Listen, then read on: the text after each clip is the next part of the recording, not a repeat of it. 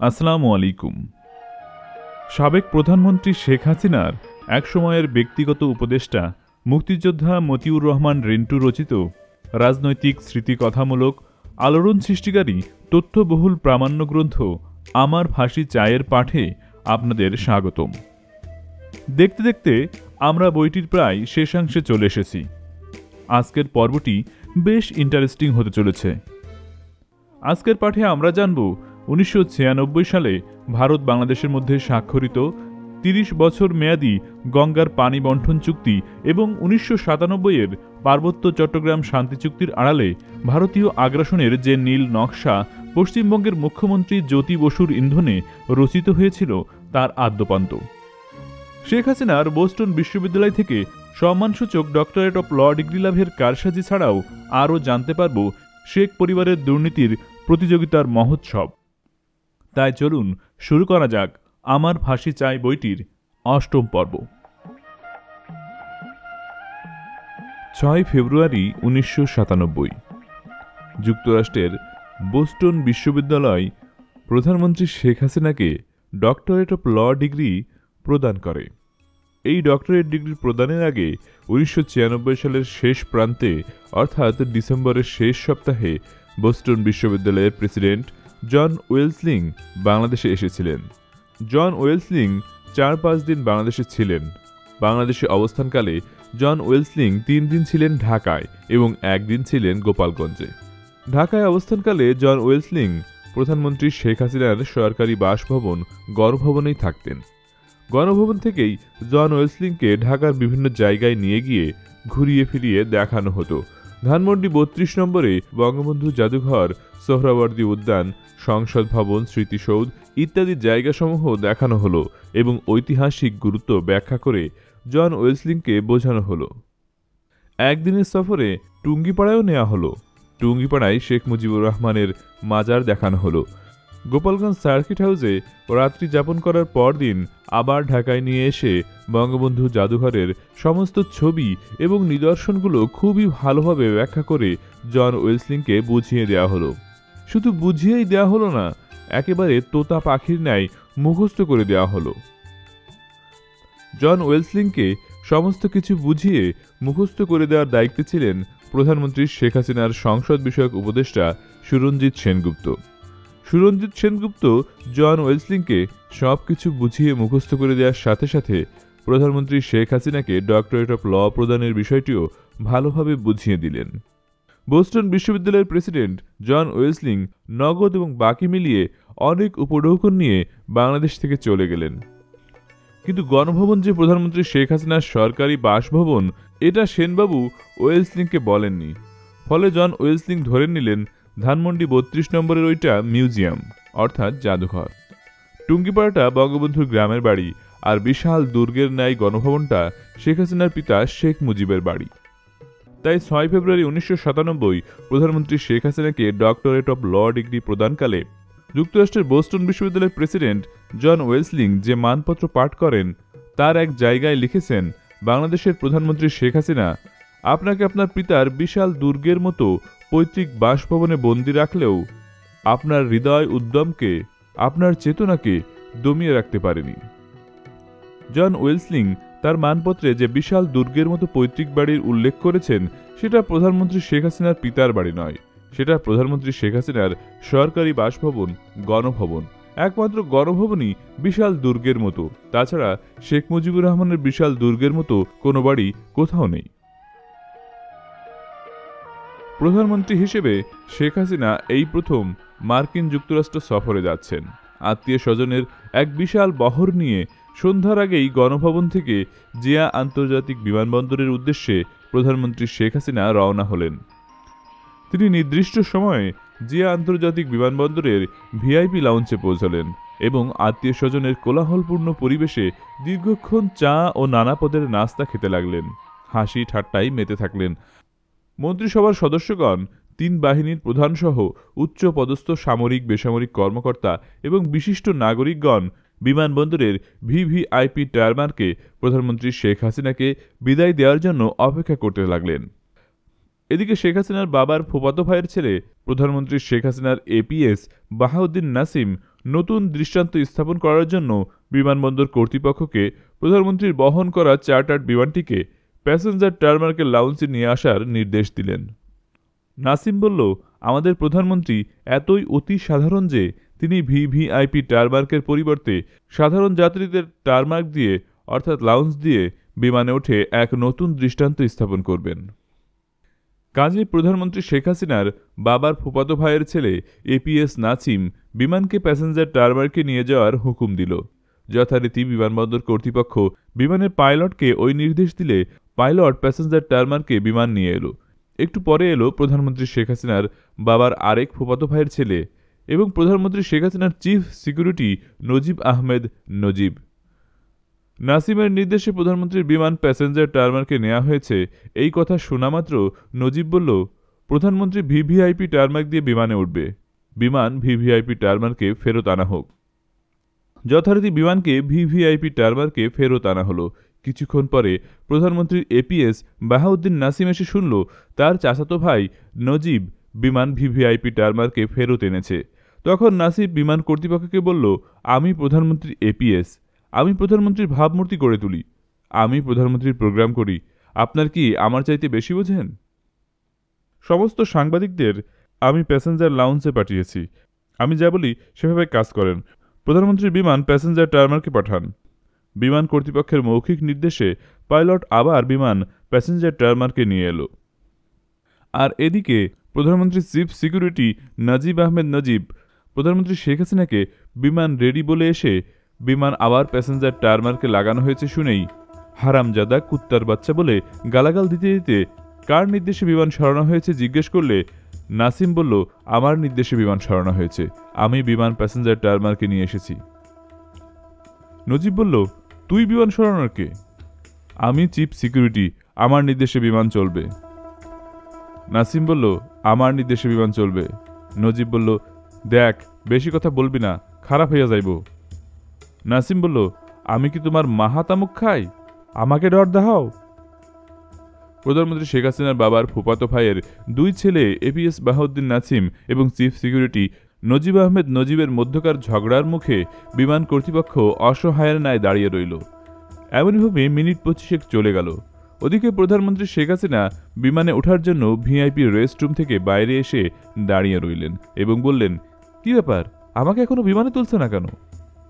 দুই চাচাতো ভাই নজিব নাসিমের ঝগড়া থামানোর জন্য দুই চাচাতো ভাইয়ের চাইতেও অনেক বেশি ক্ষমতাধর ব্যক্তি, বলতে গেলে ক্ষমতার শীর্ষের 3-4 নম্বর ব্যক্তি, যিনি সচরাচর নজিব নাসিমের ব্যাপারে হস্তক্ষেপ করেন না, কিন্তু যাকে দেখলে নজিব নাসিম ভয়ে এবং কৌশলগত কারণে নেতিয়ে পড়ে, পাগলের মতো টাকা পয়সার দিকে ছোটা ছাড়া আর অন্য কোনো কাজ নেই যার, তিনি প্রধানমন্ত্রী শেখ হাসিনার চাচাতো ভাই শেখ নাসেরের বড় ছেলে শেখ হেলাল এমপি এসে উপস্থিত হল। নজিব নাসিম ভয়ে এবং কৌশলগত কারণে নেতিয়ে গেল। শেখ হেলাল এমপি বলল, প্রধানমন্ত্রী দাঁড়িয়ে রয়েছে আর এখনও বিমানের ব্যবস্থা হয় নাই, যান ভিভিআইপিতে বিমান লাগান।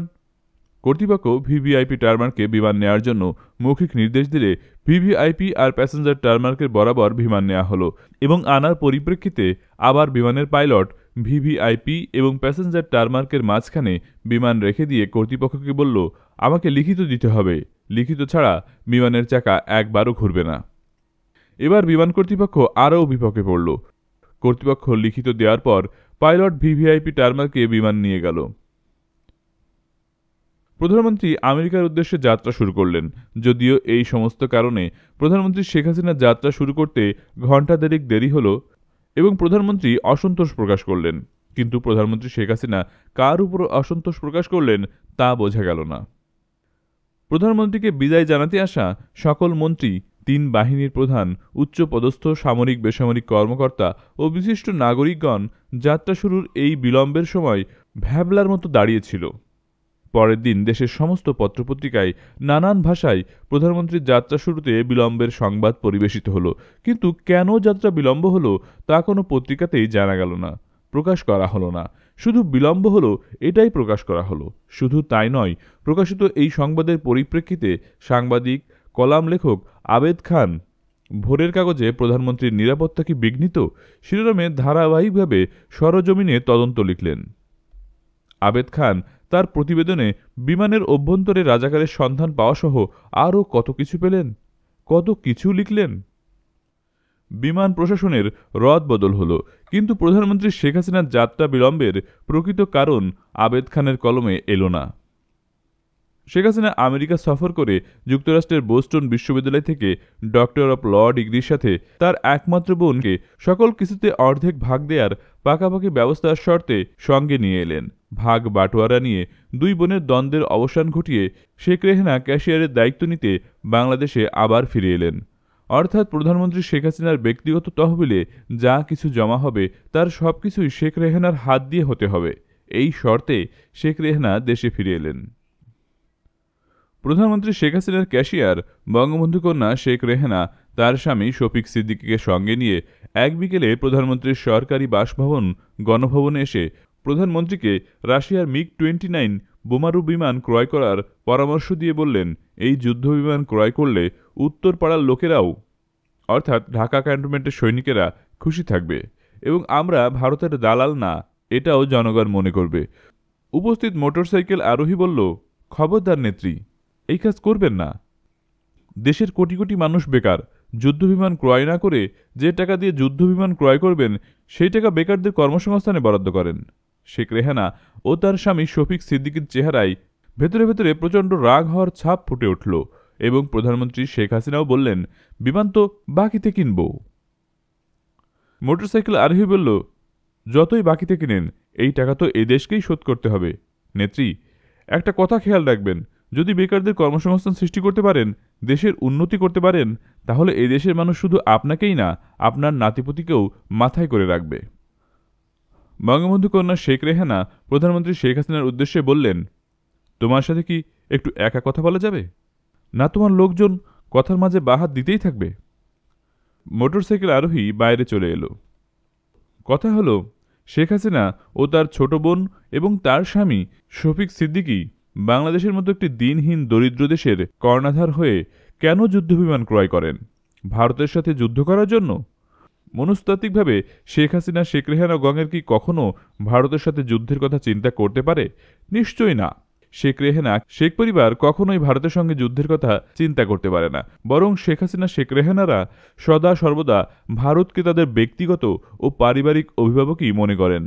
তারা সবসময় ভারতের রাজনীতিবিদদের, বিশেষ করে পশ্চিম বাংলার মুখ্যমন্ত্রী জ্যোতি বসুকে পিতৃতুল্যই মনে করেন। ভারতের সাথে যুদ্ধ করবেন না, তারপরও যুদ্ধবিমান ক্রয় করেন, রহস্যটা কি? তাহলে হাসিনা রেহানা গঙেরা জানেন না যে বাংলাদেশ পৃথিবীর মধ্যে প্রায় সবচাইতে গরিব দেশ। এদেশের মানুষের দিনে আধপেটা খাওয়ার জোটে না, বস্ত্র নেই, শিক্ষা নেই, বাসস্থান নেই। এইসব কি তারা জানেন না? নিশ্চয়ই জানেন, তারা সবই মানেন। আবার এটাও নিশ্চিত যে, আর যাই হোক, শেখ হাসিনা শেখ রেহানারা তাদের অভিভাবক ভারতের বিরুদ্ধে যুদ্ধ করার জন্য কখনোই যুদ্ধবিমান ক্রয় করবেন না।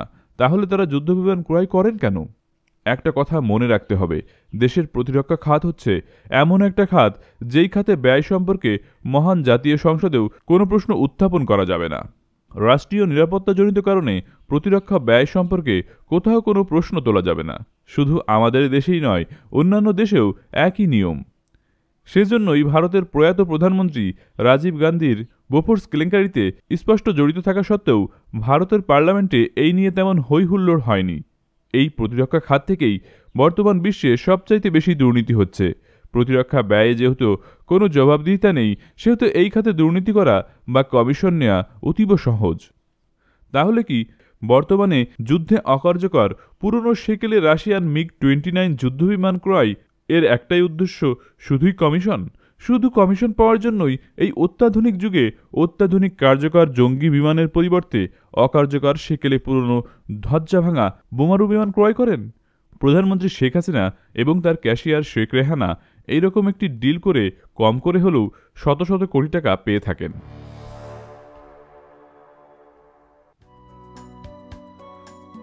দেশের মাটিতে থেকে একমাত্র যিনি কাদেরিয়া বাহিনী নামে বিশাল মুক্তিবাহিনী গড়ে তুলেছিলেন, বৃহত্তর টাঙ্গাইল জেলা, বৃহত্তর ময়মনসিংহ জেলা এবং বৃহত্তর পাবনা জেলার অধিকাংশ অঞ্চল তিনি নিজের দখলে ও নিয়ন্ত্রণে রেখে সৃষ্টি করেছিলেন স্বাধীন বাংলাদেশের মুক্ত অঞ্চল। দেশ ত্যাগ করে ভারতে না গিয়ে বৃহত্তর টাঙ্গাইল, ময়মনসিংহ, পাবনা ইত্যাদি অঞ্চল জুড়ে গড়ে তোলা হয়েছিল স্বাধীন বাংলাদেশ। এই স্বাধীন বাংলাদেশের হানাদার মুক্ত অঞ্চলে পাকিস্তানি হানাদার বাহিনী কখনোই ঢুকতে পারেনি। পাকিস্তানি খান সেনারা যখনই মুক্তাঞ্চলে প্রবেশের চেষ্টা করেছে তখনই প্রচণ্ড মার খেয়ে ফেরত এসেছে।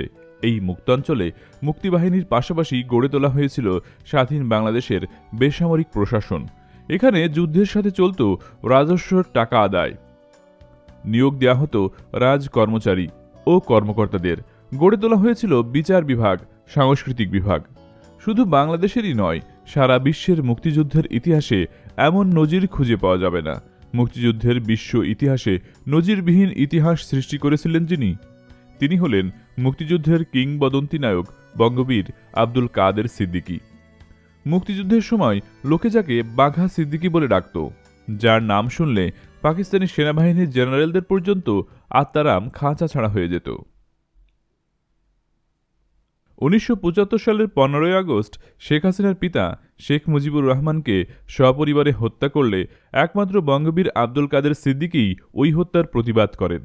শেখ মুজিব হত্যার পর কাদের সিদ্দিকী নিজেকে শেখ মুজিবের চতুর্থ পুত্র দাবি করে ৭১-এর ন্যায় পুনরায় যুদ্ধ শুরু করেন। এই যুদ্ধ ছিল কাদের সিদ্দিকীর জীবনে এবং বাংলাদেশের রাজনৈতিক ইতিহাসে সবচাইতে বড় রাজনৈতিক ভুল। এই যুদ্ধে কাদের সিদ্দিকীর সঙ্গে জনগণের অংশগ্রহণ তো দূরের কথা, সামান্যতম সমর্থনও ছিল না। 1975-এর 15ই আগস্ট শেখ মুজিব হত্যাকাণ্ডকে জনগণ সমর্থন করেছিল কিনা যদিও এটা গবেষণার বিষয়, তথাপি এটা নিশ্চিত করে বলা যায় ওই হত্যাকাণ্ড জনগণ নীরবে গ্রহণ করেছিল। সেজন্যই শেখ মুজিব হত্যার প্রতিবাদে কাদের সিদ্দিকীর দ্বিতীয়বার যুদ্ধ জনগণ প্রত্যাখ্যান করেছে। শেখ মুজিব হত্যার প্রতিবাদ যুদ্ধে জনগণ সামিল তো হয়নি, বরং যে 1000 যোদ্ধা কাদের সিদ্দিকীর সঙ্গে যুদ্ধে অংশ নিয়েছিল জনগণ তাদের বাংলাদেশ সরকার ও সেনাবাহিনীর কাছে ধরিয়ে দিতে চেয়েছিল।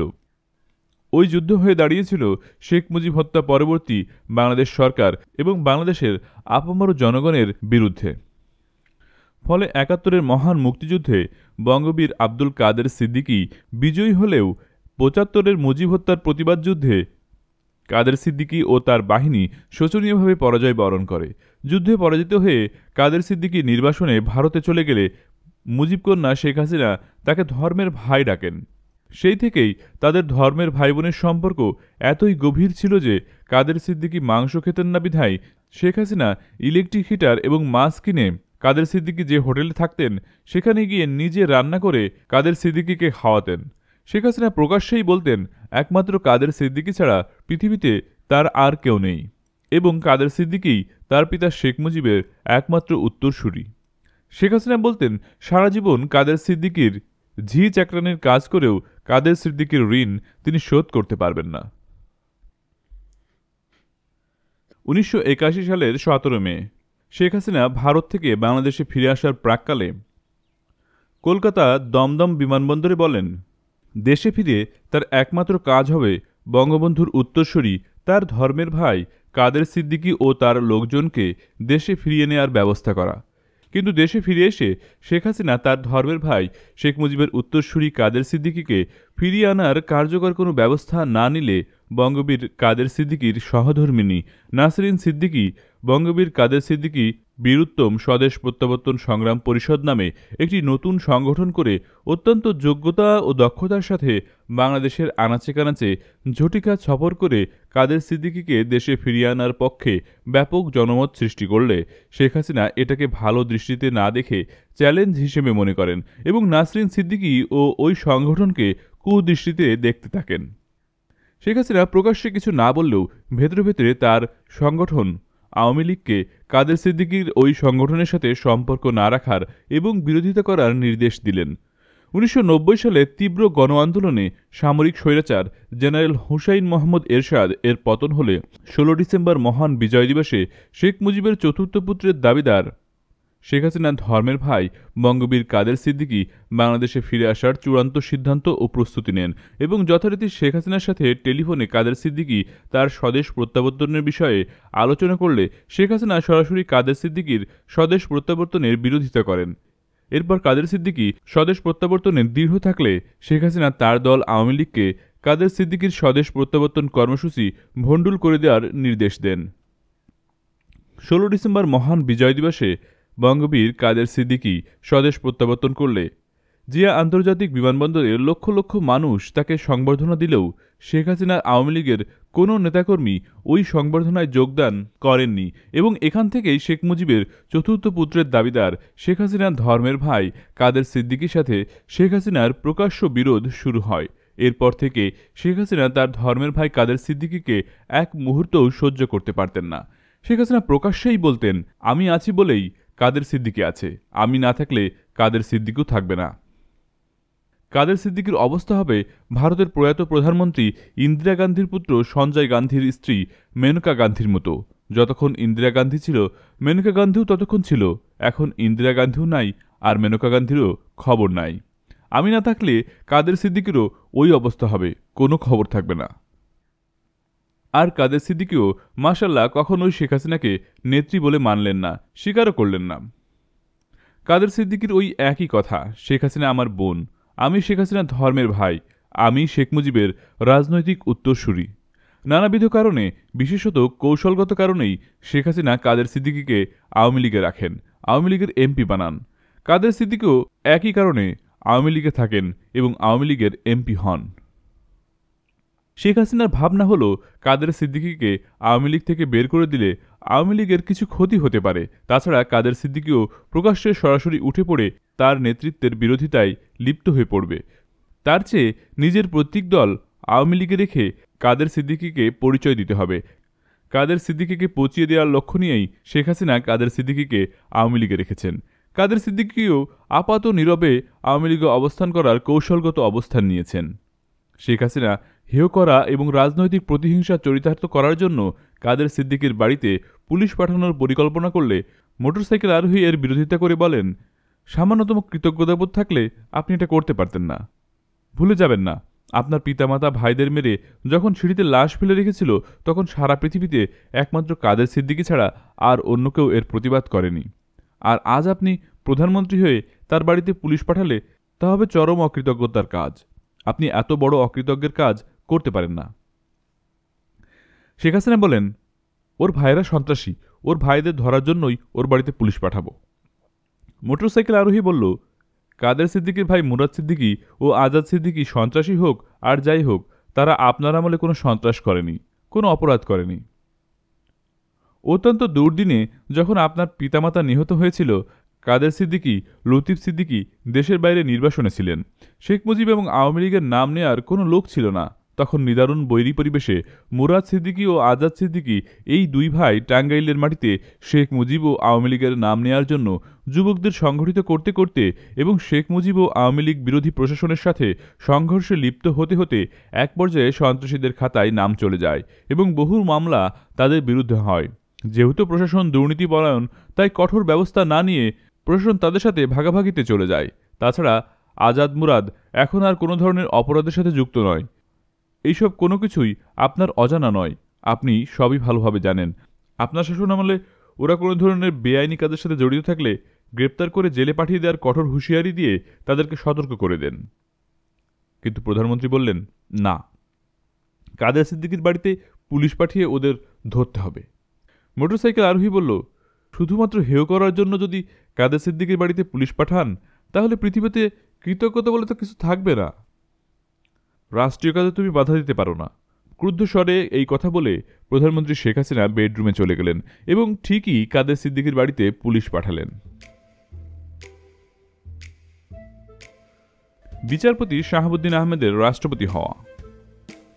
23 জুন 1996 প্রধানমন্ত্রী হিসেবে শপথ নেয়ার আগে থেকেই বঙ্গবন্ধু কন্যা শেখ হাসিনা তার দলের একজনকে নতুন রাষ্ট্রপতি করা নিয়ে বেশ বিপাকে পড়ে গেলেন।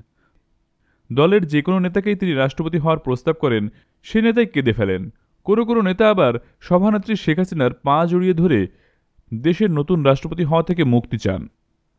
এই অবস্থায় মতিউর রহমান রেন্টু ও মিসেস মতিউর রহমান রেন্টু ময়না সুপ্রিম কোর্টের সাবেক প্রধান বিচারপতি 1990 সালের তত্ত্বাবধায়ক সরকারের রাষ্ট্রপতি শাহাবুদ্দিন আহমদকে নতুন রাষ্ট্রপতি করার জন্য বঙ্গবন্ধু কন্যা শেখ হাসিনাকে এই বলে পরামর্শ দেয় যে, কেউই যখন রাষ্ট্রপতি হতে ইচ্ছুক নয়, তখন বিচারপতি শাহাবুদ্দিন আহমেদকেই নতুন রাষ্ট্রপতি করেন। সাধারণ মানুষের কাছে শাহাবুদ্দিন আহমেদের একটা জনপ্রিয়তা আছে, গ্রহণযোগ্যতা আছে। তাকে রাষ্ট্রপতি করলে আপনার জনপ্রিয়তা আরও বৃদ্ধি পাবে। শেখ হাসিনা বললেন, না, শাহাবুদ্দিন আহমেদকে রাষ্ট্রপতি করা যাবে না। কারণ আমি যখন 91 সালে নির্বাচনের পরে বলছিলাম নির্বাচনের সূক্ষ্ম কারচুপি হয়েছে, তখন শাহাবুদ্দিন তত্ত্বাবধায়ক সরকারের রাষ্ট্রপতি হিসেবে খালেদা জিয়ার সাথে সুর মিলিয়ে বলেছিল নির্বাচন সম্পূর্ণ সুষ্ঠু ও নিরপেক্ষ হয়েছে। এইটা কোনো বিচারপতি হলো? এইটাকে রাষ্ট্রপতি করব না। বঙ্গবন্ধু কন্যা শেখ হাসিনা প্রথমে জিল্লুর রহমানকে রাষ্ট্রপতি হওয়ার প্রস্তাব করলেন। জিল্লুর রহমান বললেন, নেত্রী আমাকে দয়া করে আওয়ামী লীগের জেনারেল সেক্রেটারি বানিয়েছেন। এখন যদি দয়া করে আমাকে রাষ্ট্রীয় কোনো এক্সিকিউটিভ পদে না দেন, তাহলে দলের সেক্রেটারি হিসেবে আমার কোনো গুরুত্ব থাকে না, কোনো মূল্যই থাকে না। আমাকে দয়া করে রাষ্ট্রপতি না বানিয়ে আপনার কাছাকাছি একটা মন্ত্রণালয় দেন, যাতে আমি সবসময় আপনার কাছাকাছি থাকতে পারি। বঙ্গবন্ধু কন্যা শেখ হাসিনা এরপর প্রেসিডিয়াম সদস্য সালাউদ্দিন ইউসুফকে রাষ্ট্রপতি হওয়ার প্রস্তাব করলে সালাউদ্দিন ইউসুফ বলেন, নেত্রী, আমার স্বাস্থ্য ভালো না। শেখ হাসিনা বলেন, বেশ তো, রাষ্ট্রপতি হন। রাষ্ট্রপতি কোনো কাজকাম নাই, শুধু বসে বসে সরকারি খরচে আরামায়েশ করবেন। একথা শুনে সালাউদ্দিন ইউসুফ সোজা বঙ্গবন্ধু কন্যা শেখ হাসিনার পা জড়িয়ে ধরে বলে, নেত্রী, আমার এলাকার জনগণের কিছু সুযোগ দেন। এই সুযোগে মতিউর রহমান রেন্টু ও মিসেস মতিউর রহমান রেন্টু সাবেক রাষ্ট্রপতি ও বিচারপতি শাহাবুদ্দিন আহমেদকে নতুন রাষ্ট্রপতি করার জন্য বঙ্গবন্ধু কন্যাকে পুনরায় চাপ দিতে থাকে। বঙ্গবন্ধু কন্যার প্রেসিডিয়াম সদস্য বর্তমান পররাষ্ট্রমন্ত্রী আব্দুস সামাদ আজাদকে রাষ্ট্রপতি হওয়ার প্রস্তাব করলে আব্দুস সামাদ আজাদ বলেন, নেত্রী, আমাকে রহম করেন, দয়া করে আমাকে শেষ বয়সে বাতিল করবেন না। আমি বঙ্গবন্ধুর ফরেন মিনিস্টার ছিলাম, আমাকে কাজ করার সুযোগ দেন, আমি দেখিয়ে দেব বঙ্গবন্ধুর মন্ত্রীদের কত যোগ্যতা ছিল। বঙ্গবন্ধু কন্যা শেখ হাসিনা রাষ্ট্রপতি করার জন্য কাউকেই খুঁজে পাচ্ছেন না, অর্থাৎ যাকেই রাষ্ট্রপতি করতে চান তিনিই মাপচে পালিয়ে যান। এমনই সময় এসে উপস্থিত হলেন 1991 সালের আওয়ামী লীগের রাষ্ট্রপতি প্রার্থী, বর্তমানে ধানমন্ডি মোহাম্মদপুরের আওয়ামী লীগ এমপি হাজী মকবুল হোসেন। হাজী মকবুল হোসেন এমপির বক্তব্য হল, আমি 91 সালের আওয়ামী লীগের রাষ্ট্রপতির প্রার্থী ছিলাম, আপনি আমাকে রাষ্ট্রপতি প্রার্থী করেছিলেন। এখন কেউ রাষ্ট্রপতি হতে চাচ্ছে না যখন, তখন আমাকেই রাষ্ট্রপতি করেন, নইলে মন্ত্রী করেন, কিছু একটা করেন।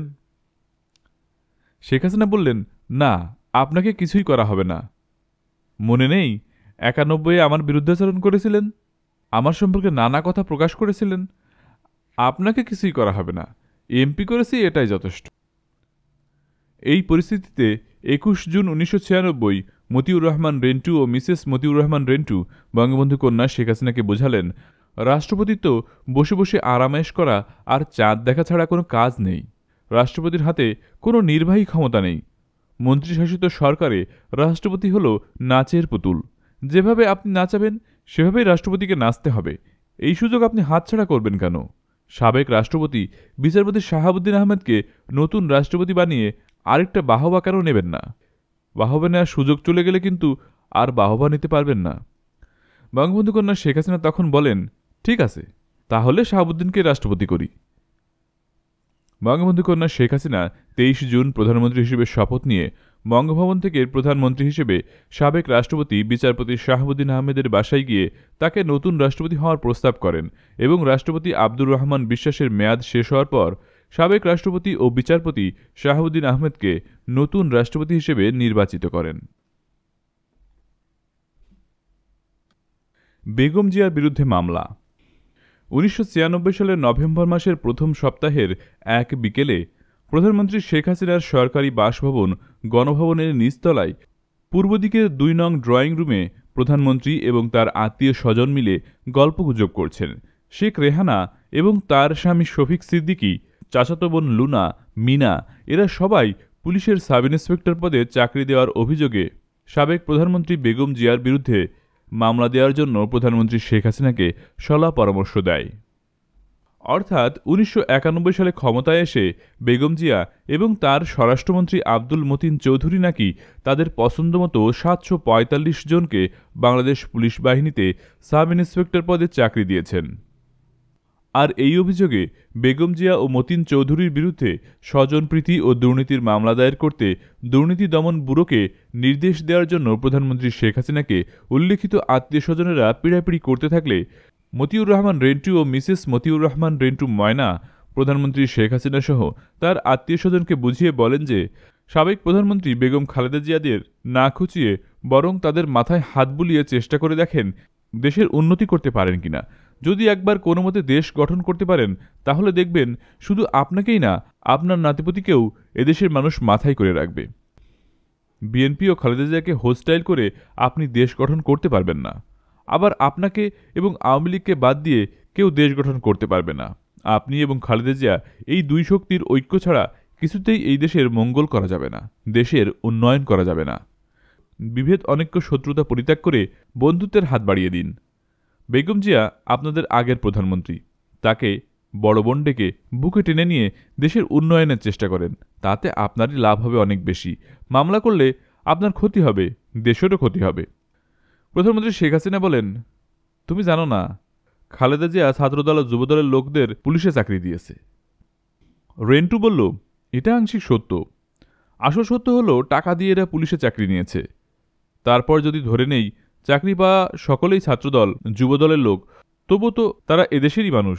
বেগম জিয়া 745 জনকে চাকরি দিয়েছেন, সেই পথ ধরে আপনি ছাত্রলীগ যুবলীগের 7000 জনকে চাকরি দেন, কিন্তু মামলা করবেন না।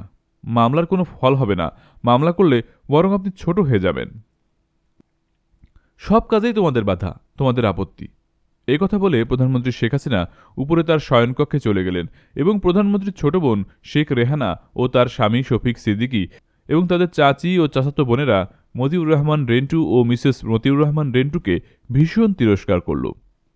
পরে ঠিকই পুলিশের এই চাকরি দেয়াকে স্বজনপ্রীতি ও দুর্নীতি আখ্যায়িত করে দুর্নীতি দমন ব্যুরো 1996 সালের 21 ডিসেম্বর প্রাক্তন প্রধানমন্ত্রী বেগম খালেদা জিয়া ও প্রাক্তন স্বরাষ্ট্রমন্ত্রী আব্দুল মতিন চৌধুরীর বিরুদ্ধে একটি মামলা দায়ের করে।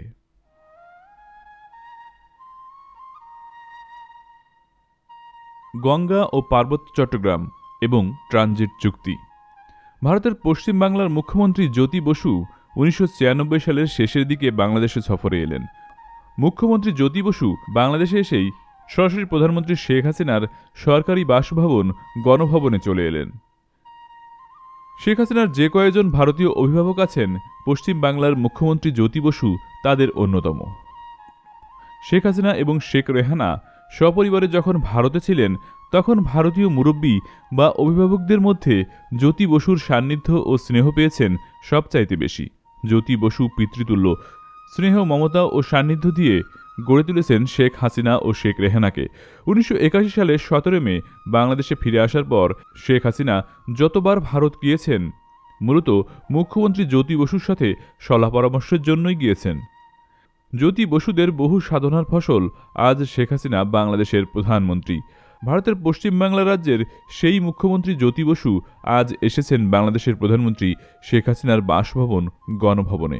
গণভবনের ঘরে ঢুকতেই আগে থেকে প্রস্তুত হয়ে থাকা প্রধানমন্ত্রী শেখ হাসিনা দৌড়ে এসে জ্যোতি বসুর পায়ে পড়ে পদধূলি নিলেন। দীর্ঘদিন পর পিতা ঘরে এলে নাবালিকা কন্যা যেভাবে ছুটে এসে পিতার পায়ে ধরে, ঠিক সেইভাবে প্রধানমন্ত্রী শেখ হাসিনা জ্যোতি বসুর পায়ে পড়লেন। অতঃপর দোতলার খাস কামরায় নিয়ে বসালেন এবং আগে থেকে তৈরি করে রাখা নানা ধরনের খাবার প্রধানমন্ত্রী শেখ হাসিনা নিজেই পরিবেশন করে জ্যোতি কাকাকে খাওয়াতে লাগলেন। জ্যোতি কাকা খেতে খেতে পারিবারিক, রাজনৈতিক এবং ভারত বাংলাদেশের দ্বিপাক্ষিক বিষয়ে কথা বলতে থাকেন। এক পর্যায়ে জ্যোতিবাবু বললেন, দেখো মা, গঙ্গার জল টল কিছু পাবে না, আমি পাই না, আর তুমি কিভাবে পাবে? আমি প্রধানমন্ত্রী দেব দৌড়ের সাথে আলোচনা করে রেখেছি, তুমি গঙ্গা চুক্তি করে ফেলো, তাতে করে তুমি জল না পেলেও তোমার বিরোধীরা গঙ্গার জল বলে রাজনৈতিক ইস্যু আর তৈরি করতে পারবে না। এই সুবিধাটা তুমি পেয়ে যাবে। 20-30 বছরের একটা চুক্তি করে দেব। তুমি আবার প্রথমেই 20-30 বছরের কথা বলতে যেও না। তুমি বলবে 5 বছর মেয়াদের চুক্তি করতে যাচ্ছ। তোমার বিরোধীরা এই 5 বছর মেয়াদ নিয়ে চিল্লাপাল্লা করতে থাকবে। পরে আমি 20-30 বছর মেয়াদের চুক্তি করে দেব। কেন্দ্রীয় প্রধানমন্ত্রী ও জলমন্ত্রীর সাথে আমার এরকমই কথা হয়েছে। তুমি এভাবেই কাজ চালিয়ে যাও। আর একটা কথা মা, পার্বত্য চট্টগ্রামের উপজাতিদের সাথে তুমি সহসা একটা চুক্তি করে ফেলবে। ওদের রেভিনিউ অর্থাৎ খাজনা ট্যাক্স ওদের থাকবে, ওদের কর্মচারী ওদের থাকবে। ওখানে কখনো তুমি সরকার করতে চাইলে উপজাতীয়দের অনুমতি নিয়ে করবে। এটা আমি কেন্দ্রীয় প্রধানমন্ত্রী, স্বরাষ্ট্রমন্ত্রী, প্রতিরক্ষামন্ত্রী এবং পার্বত্য চট্টগ্রামের উপজাতি নেতাদের কথা দিয়েছি। যথাশীঘ্র সম্ভব তুমি পার্বত্য উপজাতিদের সাথে একটি চুক্তি সম্পাদন করবে। এই চুক্তির নাম দেবে শান্তি চুক্তি। এতে তোমারও লাভ হবে। তুমি প্রচার করবে দীর্ঘদিন যুদ্ধ, লড়াই আর অশান্তি দূর করে শান্তি চুক্তি করেছ। সারা দুনিয়ায় তোমার পক্ষে শান্তি শান্তি রব উঠবে, তোমার নামে বাহবা চলবে। বলা যায় না, তুমি নোবেল পুরস্কারও পেয়ে যেতে পারো। বাংলাদেশের প্রধানমন্ত্রী শেখ হাসিনা সুবোধ বালিকার মতো শুধু জি কাকা করতে লাগল। জ্যোতি কাকা বললেন, আর একটা লাভ হবে তোমার। বলো তো কি লাভ? ওরা খুশি হবে। ওরা খুশি হলে কি হবে? ওরা খুশি হলে কি হবে? পার্বত্য চট্টগ্রামের পার্লামেন্টের 3 আসনই স্থায়ীভাবে তুমি পাবে, যেমন গোপালগঞ্জের 3টি আসন পাও। আর ভারতকে করিডোর দেয়া, ট্রানজিট দেয়া, নৌবন্দর দেয়া, এইসব তো তোমার পিতার সাথে আমাদের পাকা কথা হয়েছিল। তুমি এখন তোমার সুবিধাজনক সময়ে আমাদের এগুলো দিবা। বেশি দেরি করো না কিন্তু। বেশি দেরি করলে আবার দিল্লির দিকে ভুল বোঝাবুঝি হতে পারে, বুঝলে? পশ্চিম বাংলা রাজ্যের মুখ্যমন্ত্রী জ্যোতিবাবু কাজ শেষ করে চলে গেলেন। তারপর ভারতের প্রধানমন্ত্রী দেবগৌড় বাংলাদেশ সফর করে গেলেন। বাংলাদেশের প্রধানমন্ত্রী শেখ হাসিনা দিল্লি সফরে গেলেন এবং পশ্চিম বাংলার মুখ্যমন্ত্রী জ্যোতি কাকার সাজানো ৩০ বছর মেয়াদের পানিবিহীন গঙ্গা চুক্তি করে এলেন। এরপরই প্রধানমন্ত্রী শেখ হাসিনা তার ফুফাতো ভাই মহান জাতীয় সংসদের বকলম চিফ হুইপ মাতাল আবুল হাসনাত আবদুল্লাহকে প্রধান করে পার্বত্য চট্টগ্রাম বিষয়ক কমিটি করলেন এবং জ্যোতি বসুর নীল নকশা অনুযায়ী রাজস্ববিহীন, রাজ কর্মচারীবিহীন এবং রাজ কর্তৃত্ববিহীন পার্বত্য চট্টগ্রাম শান্তি চুক্তি করলেন। এই শান্তি চুক্তি অনুযায়ী গণপ্রজাতন্ত্রী বাংলাদেশ সরকার পার্বত্য চট্টগ্রামে কোনো খাজনা ট্যাক্স পাবে না এবং ওই অঞ্চলের খাজনা ট্যাক্স উপজাতিরাই সংগ্রহ করবে এবং খরচ করবে। পার্বত্য চট্টগ্রামের স্থানীয় কোনো কর্মচারী গণপ্রজাতন্ত্রী বাংলাদেশ সরকারের কর্মচারী হবে না। উপজাতীয়রাই উপজাতীয়দের মধ্য থেকে ওই সকল কর্মচারীদের নিয়োগ দেবে, পদোন্নতি দেবে এবং বরখাস্ত করবে। পার্বত্য চট্টগ্রামের জলাশয়, ভূমি, বন ইত্যাদি যা কিছু আছে, উপজাতীয়রা যদি অনুমতি না দেয় তাহলে গণপ্রজাতন্ত্রী বাংলাদেশ সরকার অধিগ্রহণ বা অ্যাকোয়ার করতে পারবে না। ১৯৯৬ সালের রমজান মাস প্রধানমন্ত্রী শেখ হাসিনার সরকারি বাসভবন গণভবনে দেশের মান্যবর ব্যক্তি, সরকারি কর্মকর্তা, রাজনীতিবিদ, বিদেশ দূতাবাসের লোকজনদের ইফতার পার্টি। গণভবনের ভেতরকার বিশাল মাঠে বিশাল প্যান্ডেল, বিরাট আয়োজন। অধিকাংশ অতিথি এসেছেন। এমন সময় ডক্টর কামাল হোসেন তার ২-৩ জন সাথী নিয়ে পশ্চিম দিক থেকে প্যান্ডেলের দিকে এগিয়ে আসছেন। প্যান্ডেলের পূর্ব দিকের শেষ প্রান্তে বসে থাকা প্রধানমন্ত্রী শেখ হাসিনা এটা দেখা মাত্র চিৎকার করে ডাক্তার কামাল হোসেনের দিকে হাত উঠিয়ে বলে উঠলেন, ওই যে ঘর ভাঙা আসছে, ঘর ভাঙা আসছে। এই ঘর ভাঙাকে দূরে বসাও। ঘর ভাঙা যেন আমার কাছে না আসতে পারে। ঘর ভাঙাকে দূরে বসা। এপিএস বাহাউদ্দিন নাসিম ডক্টর কামাল হোসেনকে প্যান্ডেলের পশ্চিম কোণের এক কোণে একটি টেবিলে নিয়ে বসালেন। প্রধানমন্ত্রী শেখ হাসিনা ঘুরে ঘুরে ইফতার পার্টিতে আগত অতিথিদের খোঁজ খবর নিচ্ছেন, সৌজন্য বিনিময় করছেন, কিন্তু ডক্টর কামাল হোসেনের দিকে গেলেন না। প্যান্ডেলের এক টেবিলে অন্যান্য স্টাফদের সাথে মাথা নিচু করে বসে আছেন প্রধানমন্ত্রীর মুখ্য সচিব ডক্টর মহিউদ্দিন খান আলমগীর। প্রধানমন্ত্রী শেখ হাসিনা যখন এদিকে এলেন, ডক্টর মহিউদ্দিন খান আলমগীর খাওয়া ছেড়ে চেয়ার থেকে উঠে দাঁড়িয়ে পড়লেন এবং এমনভাবে প্রধানমন্ত্রী শেখ হাসিনাকে সালাম দিলেন যে এটা সালাম না পায়ে হাত দিয়ে কদমবুচি, একেবারে ধারের কাছে লোক ছাড়া কেউ তা বুঝতে পারল না। ইফতার পার্টির অনুষ্ঠান শেষে গণভবনের নিচতলার ৫ নম্বর ড্রয়িং রুমে বসে প্রধানমন্ত্রী শেখ হাসিনা ইফতার পার্টিতে আসা তার কয়েকজন আত্মীয় স্বজনের সাথে আলাপ করতে গিয়ে বললেন, ডক্টর মহিউদ্দিন খান আলমগীরকে মন্ত্রী বানাতে হবে। মোটরসাইকেল আরোহী বলল, মহিউদ্দিন খানকে মন্ত্রী বানাবেন কি জন্য? প্রধানমন্ত্রী শেখ হাসিনা বললেন, আমার ক্ষমতায় আসার পেছনে মহিউদ্দিন খান আলমগীরের অনেক অবদান আছে। মোটরসাইকেল আরোহী বলল, ডক্টর মহিউদ্দিন খান আলমগীর রাজদ্রোহী। মাত্র কিছুদিন আগে সরকারের একজন কর্মকর্তা হয়েও মহিউদ্দিন খান আলমগীর সরকারের বিরুদ্ধে বিদ্রোহ করেছে। তাকে মন্ত্রী করলে তো সরকারের বিরুদ্ধে বিদ্রোহের পুরস্কার হিসেবে পরিগণিত হবে এবং এটা সরকারের বিরুদ্ধে বিদ্রোহের পুরস্কারের উদাহরণ হয়ে থাকবে। আপনার সরকারের অনেক সরকারি কর্মকর্তা আছে যারা আপনাকে পছন্দ করে না। সরকারের বিরুদ্ধে বিদ্রোহের পুরস্কারের এই উদাহরণ হয়ে থাকলে সুযোগ পেলে তারাও আপনার বিরুদ্ধে বিদ্রোহ করবে। মহিউদ্দিন খান আলমগীরকে মন্ত্রী করার আগে এই বিষয়টি খেয়াল রাখতে হবে। আপনি যদি সত্যি মনে করেন আপনার ক্ষমতায় আসার পেছনে মহিউদ্দিন খান আলমগীরের অবদান আছে, তাহলে আপনি তাকে পুরস্কৃত করবেন। তাহলে আগে তাকে চাকরি থেকে অবসর দিয়ে আপনার উপদেষ্টা করবেন। সরাসরি মন্ত্রী না করে মন্ত্রীর মর্যাদা দেন। আওয়ামী লীগের প্রেসিডিয়াম মেম্বার করেন, পরের টার্মে মন্ত্রী করেন। প্রধানমন্ত্রী শেখ হাসিনা বলেন, আচ্ছা রেন্টু, তুমি কি আমার সরকারি কাজকর্মে বাধা দিতেই থাকবা, না আমাকে কাজ করতে দিবা? না নেত্রী, আমি আপনাকে বাধা দিতে যাব কেন? তাহলে তুমি এত কথা বলছো কেন? আপনি বললেন তাই বললাম। এখানে তো আরও অনেকে আছে। কই, কেউ তো তোমার মতো বাধা দিচ্ছে না, তুমি এত কথা বলছো কেন? আগে থেকেই বলে এসেছি, পুরনো অভ্যেস, তাই বলি। আগে বলেছ, তখন আমি শেখ হাসিনা ছিলাম, এখন আমি প্রধানমন্ত্রী। যতদিন আমি আপনার সাথে আছি ভালো মন্দ বলে যাব, শোনা না শোনা, করা না করা আপনার ব্যাপার। এখনও প্রধানমন্ত্রীর ক্ষমতা তো দেখো নাই, দেখবা? এই কথা বলে প্রধানমন্ত্রী শেখ হাসিনা দোতলায় চলে গেলেন। সরকারদ্রোহী ডক্টর মহিউদ্দিন খান আলমগীর মন্ত্রী হলেন।